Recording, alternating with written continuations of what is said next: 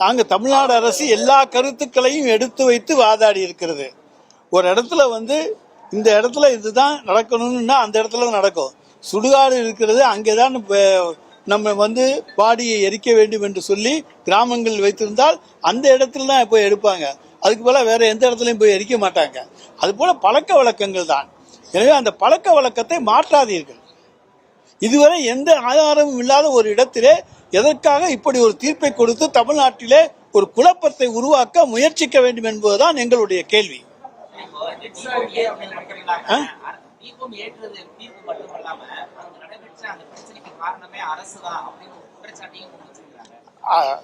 அரசாங்கத்தின் மீது எந்த குற்றச்சாட்டையும் சொல்லலாம்.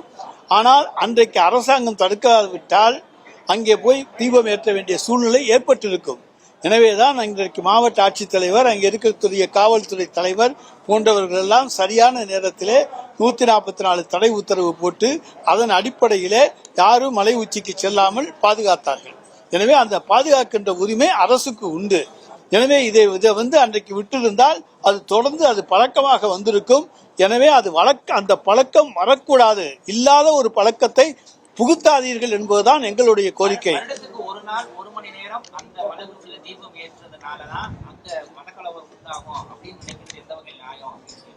இல்லாத ஒன்றை கொண்டு வருவது என்ன நியாயம்? அப்படி நீங்க கேளுங்க.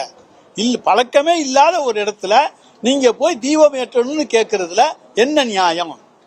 அரசியல் உள்நோக்கத்திற்காக இந்த பிரச்சனை அடுத்தடுத்த கட்டத்துக்கு போயிட்டே இருக்கு. நிச்சயமாக அரசியல் உள்நோக்கம். ஏனென்றால் பாரதிய ஜனதா கட்சி தமிழ்நாட்டிலே ஏதாவது ஒரு வகையிலே மதக்கலவரங்களை உருவாக்க வேண்டும் என்கின்ற ஒரு லட்சிய நோக்கத்தோடு இன்றைக்கு செயல்பட்டுக் கொண்டிருக்கிறார்கள். அதற்கு நிச்சயமாக தமிழ்நாடு மக்கள் இடம் கொடுக்க மாட்டார்கள். எல்லோரும் தாங்கள் விரும்புகின்ற செயலை செய்கின்ற உரிமை இன்றைக்கு பழக்க வழக்கப்படி கலாச்சாரப்படி அவர்கள் விரும்புகிற செயலை செய்கின்ற உரிமை ஒவ்வொருவருக்கும் உண்டு.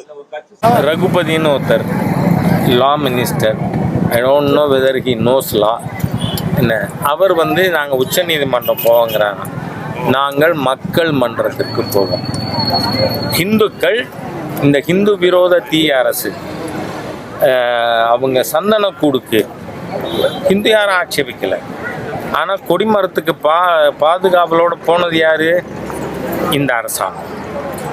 ஆனால் இதே அரசாங்கம் இந்துக்களுக்கு ஒரு நாள் ஒரு நிமிஷம் விளக்கேற்றுறதுக்கு அனுமதிக்க மாட்டேன்னு சொன்னால் இந்த சர்க்கார் இருக்கலாமா என்கின்ற கேள்வி மக்களிடம் எல்லா ஹிந்து உணர்வாளர்களும் கேட்பார்கள்.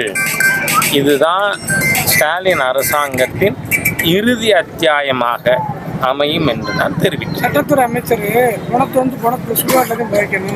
அதுக்கு என்ன பண்ற? அதுக்கு மேல புத்தி இல்லை அவருக்கு.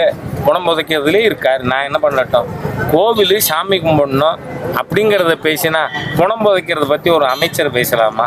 அது அவரோட கீழ்த்தரமான புத்தியை காட்டு. அவ்வளவுதான். உங்க லெவல் அதுதான் என்ன. அதனால அதுக்கு மேல பதில் சொல்ல தேவையில்லை. பிளே ஸ்டோர் மற்றும் ஆப் ஸ்டோரில் இருந்து பாலிமர் செயலியை QR கோடு மூலம் பதிவிறக்கம் செய்யுங்கள். செய்திகளை உடனுக்குடன் பெறுங்கள்.